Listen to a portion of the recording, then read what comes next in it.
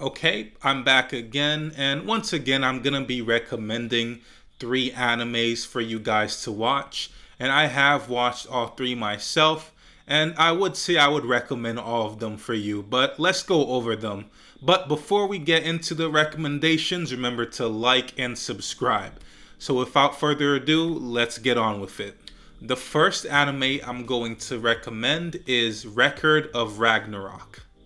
In this anime, the gods decide humanity has become too corrupt and must be wiped out. But before humanity is erased, the gods propose a final chance, a tournament called Ragnarok. And in this event, 13 of the strongest gods face off against 13 of humanity's greatest warriors across history in one-on-one duels. If humanity wins 7 matches, they earn the right to survive another 1,000 years.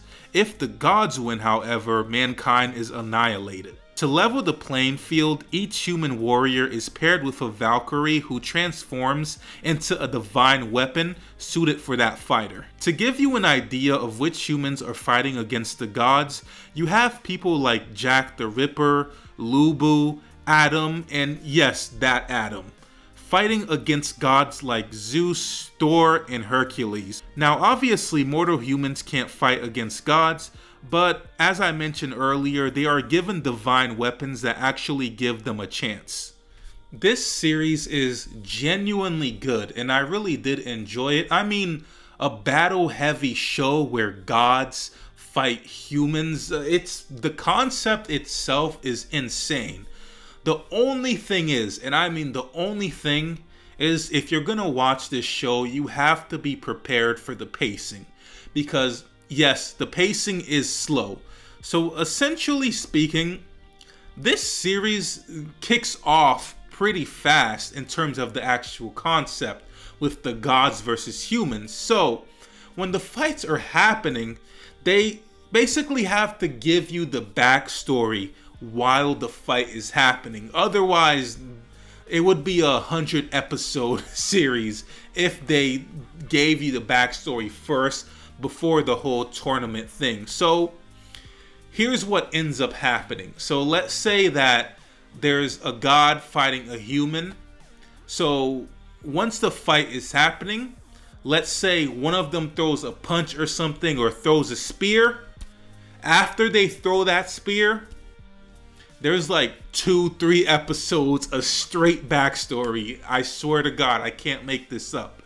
And then the other person, or the other god or human, then throws a punch or something, and then that's another 3 episodes of backstory. I feel like I might be discouraging people from watching it the way I'm explaining it, but you just have to be prepared. You just have to be aware, hey, this is not gonna be a fast-paced fighting series. It does take its time, and I do feel like if you do go into it watching it like that, then you'll have no problem with it at all. The next anime I'm going to recommend is High Rise Invasion. One day, Yuri Hanjo wakes up in a strange realm and discovers that mass killers on rooftops with merciless hunting skills are hunting down anyone that they find.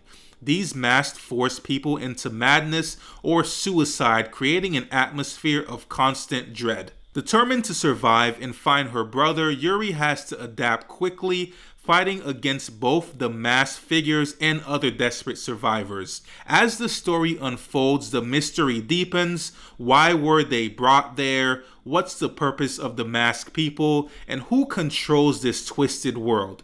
During this series, Yuri evolves from a terrified girl into a more fearless fighter. She forms alliances, uncovering hidden powers. Essentially, High Rise Invasion is a survival horror anime where ordinary people find themselves trapped in a bizarre world made up of endless skyscrapers connected by suspension bridges. Survival game anime should really become its own side genre at this point, because it's really not, and it should be released more. It's a shame that more anime like this are not released, because High Rise Invasion, for example, I do think is a genuinely good series. If I had to say anything bad about it, I would probably say yes, it does have excessive fan service, and also the plot itself, and especially some of the characters, definitely could have been better executed. But besides that, I really would recommend High Rise Invasion. The next anime I'm going to recommend is Reborn as a Vending Machine, I Now Wander the Dungeon. A vending machine enthusiast dies in an accident involving, you guessed it, a vending machine, and instead of passing on, he reincarnates as a fully functional vending machine in a fantasy dungeon. Despite his immobile, boxy new form, he retains his human consciousness and gains the ability to produce items from his stock in exchange for coins, and he names himself Boxo.